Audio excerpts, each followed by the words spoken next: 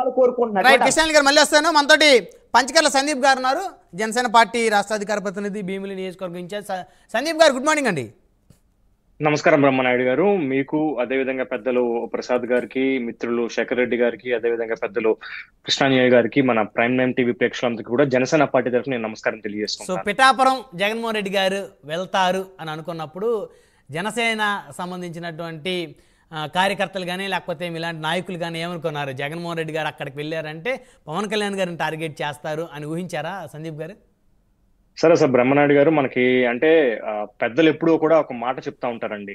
అదేంటంటే క్షవరం అయితే గానీ వివరం తెలియదని చెప్పని. మీకు జగన్మోహన్ రెడ్డి గారు నా వెంట్రుక కూడా పీకలేరు, నా అంటే చూపించి ఎంట్రుకలు నీకు చూపించి నా వెంట్రుక పీకలేరు అని చెప్పిన వ్యక్తి మరి ఈ రోజు అంటే పవన్ కళ్యాణ్ గారిని ఏ విధంగా దూషించారు, పవన్ కళ్యాణ్ గారి ఇంట్లో వ్యక్తిగత విషయాలు ఏ విధంగా బహిరంగంగా మాట్లాడారు, ఎంత చులకనగా మాట్లాడారు, పవన్ కళ్యాణ్ గారు బొమ్మల్ని పెట్టి వాళ్ళ కార్యకర్తలను ఏ విధంగా బాక్సింగ్ గుద్దిచ్చారు వాళ్ళ సిద్ధం సభల్లో. అదే విధంగా ఈ రోజు మరి పిఠాపురం వెళ్ళినప్పుడు పవన్ కళ్యాణ్ గారు పక్కన ఉన్నారు ఒక వ్యక్తి, అక్కడ మాజీ ఎమ్మెల్యే ద్వారంపూడి గారు ఏ విధంగా పవన్ కళ్యాణ్ గారి తల్లి గారిని దూషించారు, ఇవన్నీ కూడా ప్రజలు చూశారు. మరి ఈ రోజు మార్పు వచ్చింది అంటే వాళ్ళ రాజకీయ పునాదులు కదిలినాయి కాబట్టి.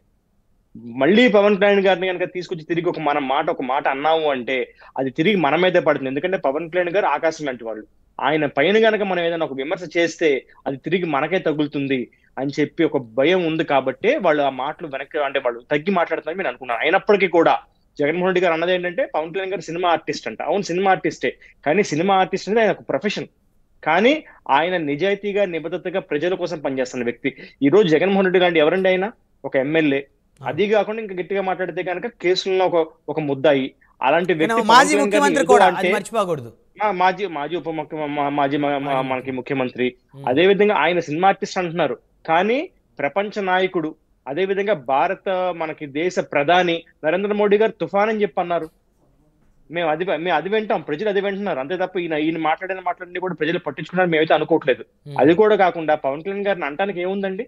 పవన్ కళ్యాణ్ గారు ఆయన శాఖ పరంగా తీసుకున్న నిర్ణయాలు కానివ్వండి, కోవిడ్ సమయంలో ఆయన ఇచ్చిన 6 కోట్లు కానీ చెప్పిన వారం రోజుల్లోపు ఆంధ్ర రాష్ట్ర ప్రభుత్వానికి, అదే ముఖ్యమంత్రి సహాయ నిధికి 1 కోటి రూపాయలు, తెలంగాణ ముఖ్యమంత్రి సహాయ నిధికి 1 కోటి రూపాయలు, ఆయన చెప్పిన విధంగా 400 పంచాయతీలకి ఒక్కొక్క పంచాయతీకి 1,00,000 రూపాయలు చొప్పున ఒకే రోజులో పూర్తి 6 కోట్ల రూపాయలు ఆయన వ్యక్తిగత డబ్బులు.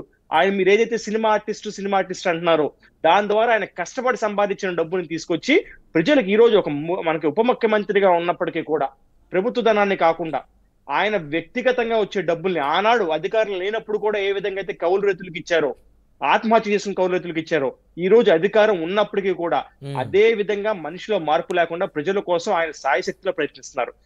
ఏమనంటారండి? అంటే మీకు పక్క తెలంగాణ మనకి కర్ణాటక రాష్ట్రానికి వెళ్ళి కుంకి ఏనుగుల్ని మాట్లాడి తీసుకొచ్చారు అందుకని అంటారా?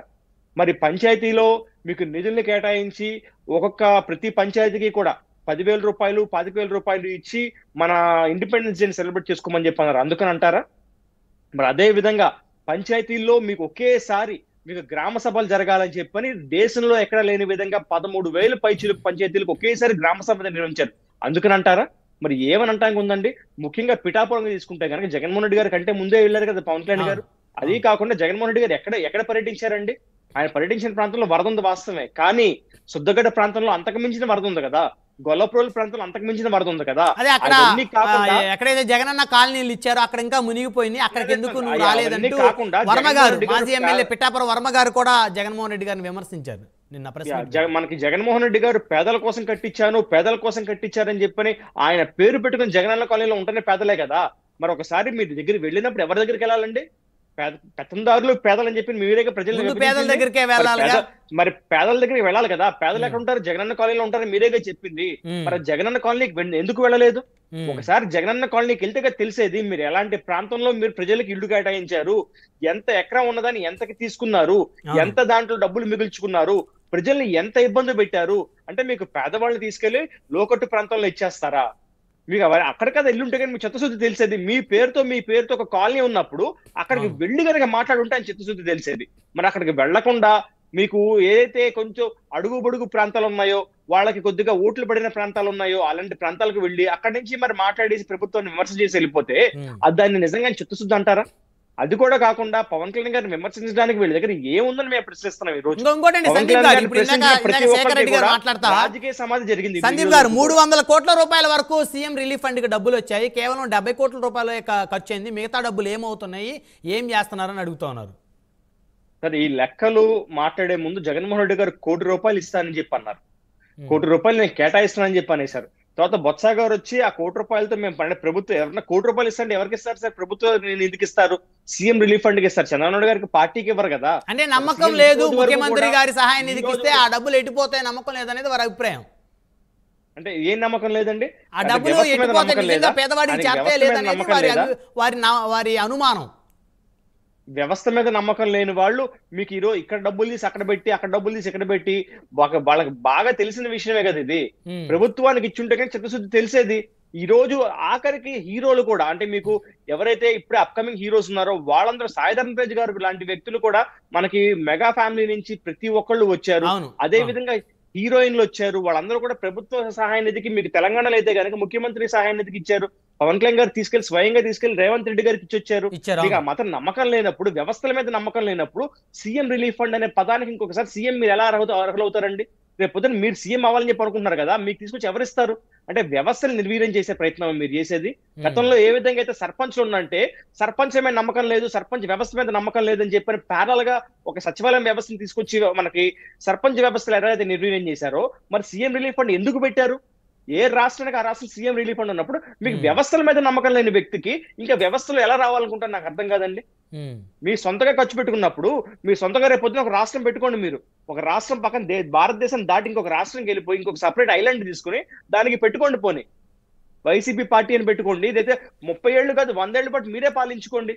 మీకు వ్యవస్థల మీద నమ్మకం లేని ఏ వ్యక్తి అయినా సరే వ్యవస్థలోకి రావాలనుకోవడం లేదు. అంటే ఇప్పుడు మీరేమంటారు సందీప్ గారు? ఇప్పుడు జగన్మోహన్ రెడ్డి గారిని కూడా పవన్ కళ్యాణ్ గారి లాగా ఒక 4 కోట్లు 5 కోట్లు విరాళంగా ముఖ్యమంత్రి గారి సహాయ నిధికి ఇవ్వమంటారా వరద బాధితుల కోసం? జగన్మోహన్ రెడ్డి గారు ఆయన ఎంత ఇస్తారు డబ్బు విషయం కాదండి. ఆయన అంటే ఈ సమయంలో అంటున్న మాటలు కానివ్వండి, మోరల్ గా ఆయన ఎవరినైతే పనిచేస్తున్నా, మీకు ఎన్డీఆర్ఎఫ్ సిబ్బంది కానివ్వండి, లేదు శానిటేషన్ సిబ్బంది కానివ్వండి, మున్సిపల్ వర్కర్లు కానివ్వండి, కార్మికులు కానివ్వండి, వీళ్ళ మోరల్స్ దెబ్బతీస్తున్నారని చెప్పి అంటున్నాను.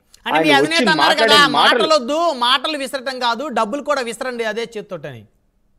డబ్బులు విసరడం అంటే ఆయన చేతిలోంచి, ఆయన ముఖ్యమంత్రిగా ఉన్ననాడే ఈ రోజు జేబులోంచి సొంత డబ్బులు ఇవ్వని వ్యక్తి ఈ రోజు ప్రతిపక్షంలోకి ఇస్తారని మేమైతే అనుకోవట్లేదండి. కానీ ఆయన చెప్పారు కాబట్టి మేము అడుగుతున్నాం. అంటే ఉండాలి కదా సార్, ఇవ్వాలంటే డబ్బులు ఉండాలి కదా. డబ్బులు ఉన్నోళ్ళు దానం చేసే మనస్తత్వం ఉన్న వాళ్ళు చేస్తారు. మీరు సార్ ఎన్నికల అఫిడవిట్ లో ఆయన దగ్గర ఎంత ఆస్తి ఉంది, ఎంత సంపాదించారు, ఎంత ఇల్లీగల్ అసెట్స్ మీద ఆయన మీద కేసు విషయం అందరికీ తెలిసిందే కదా. కానీ ఈ రోజు వరకు కూడా ఎప్పుడైనా మీరు చూసారా సార్? ₹1 తీసి జగన్మోహన్ రెడ్డి గారు ఇవ్వడం, మీరు ప్రజలకు ఇవ్వడం మీరు చూసారు ఎప్పుడైనా సరే? ఆయన మనకు స్వయంగా వీడియోలు చూసాం కదా. ఆర్మీ మనకి ఎవరైతే మన ఆర్మీ సంబంధించి వచ్చిన వాళ్ళు దానిలో వేయడానికి ₹500 తీయడం కూడా ఆయన మనసు రావట్లేదు జేబుల్లోంచి.